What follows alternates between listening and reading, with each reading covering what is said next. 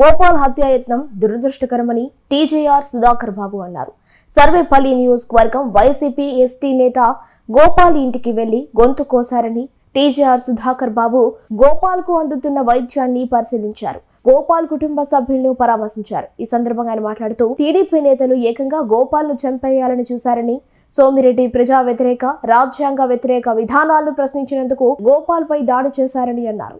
అతని ఇంట్లోకి చొరబడి గొంతుని వత్తి గోపాల్ పై కత్తులతో దాడి చేశారని, రాష్ట్రంలో ఎస్టీ ఎస్సీ కులాల వారికి ప్రశ్నించే అధికారం లేకుండా పోతుందని ఆయన ప్రశ్నించారు.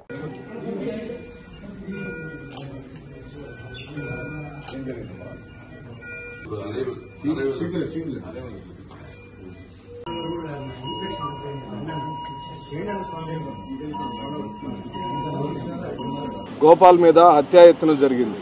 హత్యాయత్నం కాదు, చంపాలనే ప్రయత్నమే పూర్తిగా జరిగింది.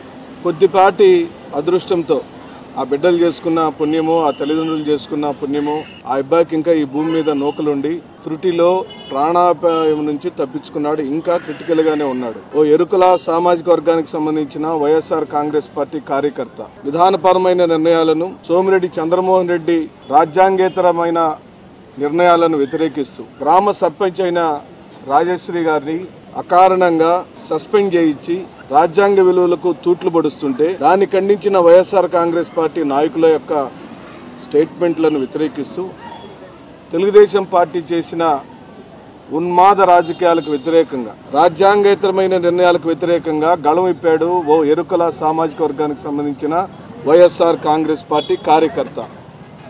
ఏం తప్పు చేశాడు? నీ చెత్త విధానాలకు, నీ దిగజారుడు విధానాలకు నెల్లూరు జిల్లాలో ఏ రోజు కూడా ఇంత భ్రష్టు పట్టిన రాజకీయాలు ఎప్పుడు చూడలేదు. కేవలం సోమిరెడ్డి చంద్రమోహన్ రెడ్డి రాజకీయాలంటే శాశ్వతం అనుకుంటున్నాడు.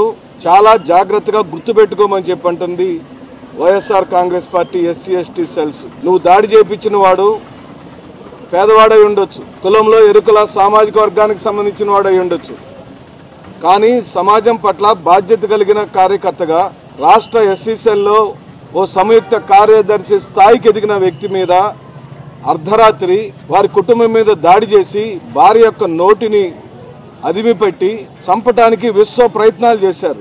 ఇదేం రాజ్యం? ఇదేనా నారా చంద్రబాబు నాయుడు, లోకేష్, పవన్ కళ్యాణ్ తీసుకొచ్చిన ఈ రాజ్యంలో ఎస్సీలకు ఎస్టీలకు తావు లేదా? మాట్లాడాల్సిన అవసరం లేదా? మేము ఏ సమస్యల మీద మాట్లాడటానికి వీలే లేదా? అంటే మాట్లాడటం ఓన్లీ సోమిరెడ్డి చంద్రమోహన్ రెడ్డి, నారా చంద్రబాబు నాయుడు, పవన్ కళ్యాణ్ సామాజిక వర్గాలే మాట్లాడాలా? మాలా మాదిగలు, ఎరుకలు, యానాది, కుమ్మరి, కమ్మరి కులస్తులు ఈ రాష్ట్రంలో మాట్లాడాల్సిన బాధ్యత లేదా? మాట్లాడకూడదా? మేము మా పార్టీలకు సంబంధించిన భావోద్వేగమైన అంశాల మీద మేము స్పందించడానికి వీలే లేదా? మాట్లాడితే కుతికలకు వస్తారా? మాట్లాడితే ఇళ్ల మీద దాడి చేసి చంపేస్తారా? మేము మాట్లాడకుండా ఆగాలి అనంటే మీరు పథకాలన్నీ ఇవ్వాలి. మేము మాట్లాడకుండా ఆగాలి అనంటే మీ రాక్షస పరిపాలన ఆగిపోవాలి. సోమిరెడ్డి చంద్రమోహన్ రెడ్డికి నిజంగానే దమ్ము ధైర్యం ఉంటే కాకాని గోవర్ధన్ రెడ్డి గారు ఇచ్చిన ఛాలెంజ్ తీసుకోమని కోరుతున్నాం. ఇప్పటికీ కూడా రీకాల్ చేయమని అడుగుతున్నాం. మీకు దమ్ము ధైర్యం ఉంటే ఆ ఒక్క సర్పంచ్ స్థానానికి రీకాల్ చేయండి, ప్రజాక్షేత్రాలకు రండి, ప్రజల యొక్క తీర్పును అడుగుదాం. ఓకే, అది కూడా కాదు, ఇంకా మీకు దమ్ము ధైర్యం ఉంటే అసెంబ్లీ స్థానాన్ని స్వచ్ఛందంగా ఇప్పటికిప్పుడు ఎన్నికలు జరిపించండి. మీరంటే మేమంటే ప్రజల మధ్యలో తేల్చుకుందాం. అది ప్రజాస్వామ్యం అంటే, అది దమ్ము ధైర్యం అంటే, అది నికార్సైన రాజకీయం అంటే. మీ దగ్గర ఎట్లాగా రాజకీయ వ్యవహార శైలి లేదు. రాజకీయం అంటే పోలీసులు, రాజకీయం అంటే పోలీసులతో అక్రమ కేసులు, రాజకీయం అంటే దొమ్మిగా మాలా మాదిగల, ఎరుకల, యానాది కులస్తుల మీద పడి దాడి చేయటం, కుతికలు కొయ్యటం, అది మీరు చేసుకున్న, మీరు మీ నాయకుడు చేస్తున్న రాజకీయం. మీది రెడ్ బుక్ రాజ్యాంగం. బాబాసాహెబ్ అంబేద్కర్ యొక్క రాజ్యాంగం ఈ రాష్ట్రంలో లేదు. ఎస్సీలకు ఎస్టీలకు రక్షణ లేదు. స్వయానా బాబాసాహెబ్ అంబేద్కర్ విగ్రహాన్ని మురికి పట్టించిన మురికి రాజకీయం మీది. కనీసం విగ్రహాన్ని శుభ్రం చేసిన దాఖలాలు లేవు. ఈ రోజు వరకు కూడా సబ్ ప్లాన్ నిధులను ఒక్క చోట కూడా ఇంప్లిమెంట్ చేయని దరిద్రపు రాజకీయం మీది. కాలనీలన్నీ భ్రష్టు పట్టిపోయినాయి. మంచినీళ్ళు లేవు, రోడ్లు లేవు, కాలువలు లేవు. అదయ్యా, ఆ పనులు చేయండి, ప్రజలు హర్షిస్తారు, మరోమారు మీ పక్షాన్ని నిలబడతారు. మీకు ఇచ్చిన 156 సీట్లు ఎన్నో సీట్లు దేనికండి? దేనికి? ఎరుకల వాళ్ళని, యానాది వాళ్ళని కుతికలు కోయటానికా మీకు రాజ్యాధికారం ఇచ్చింది? సర్పంచ్ నిజంగానే ఏదైనా తప్పులు చేస్తుంటే కలెక్టర్ చర్యలు తీసుకోవాలి. కలెక్టర్ని డిమాండ్ చేస్తున్నాం. నీ మీద చట్ట ప్రకారమైన చర్యలకు వెళ్తాం. ఏ కారణాల చేత రాజకీయ ఒత్తిడితో మీరు ఆ సర్పంచ్ మీద చర్యలు తీసుకున్నారో దాన్ని పూర్తిగా కోర్టుకు వెళ్తాం, వేద్యం ఆడతామని చెప్పి సందర్భంగా చెబుతూ పూర్తిగా గోపాల్ కుటుంబానికి అండగా ఉంటాం. వైఎస్ జగన్మోహన్ రెడ్డి గారి దృష్టికి ఈ మాటకే వెళ్ళింది. వారు పూర్తిగా గోపాల్ విషయంలో కలత చెందారు.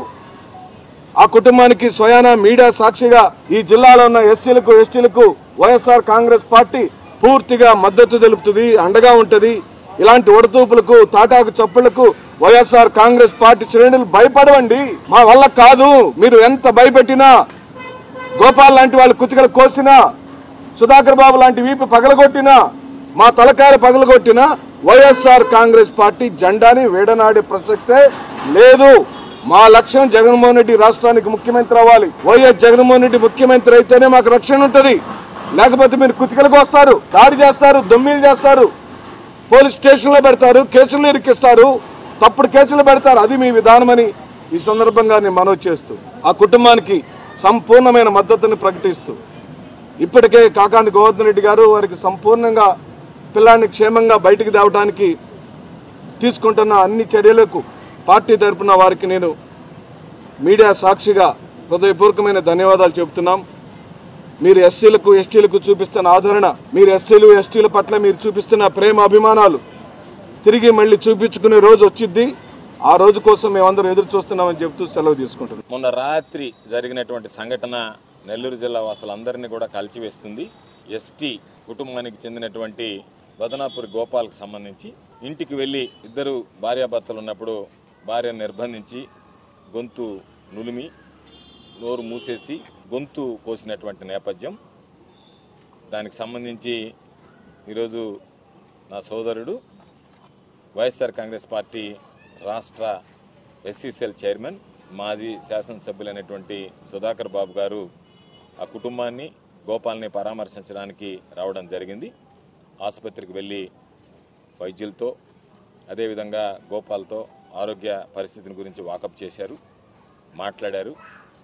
వెంటనే ఈరోజు దీనికి సంబంధించి జగన్మోహన్ రెడ్డి గారు జరిగినటువంటి సంఘటనకు సంబంధించి పూర్తి వివరాలు తెలుసుకుని ఆ కుటుంబానికి మీరు అన్ని విధాల అండగా నిలవండి అని చెప్పి ఈరోజు సుధాకర్ బాబు గారిని ప్రత్యేకించి ఇక్కడికి పంపించడం జరిగింది.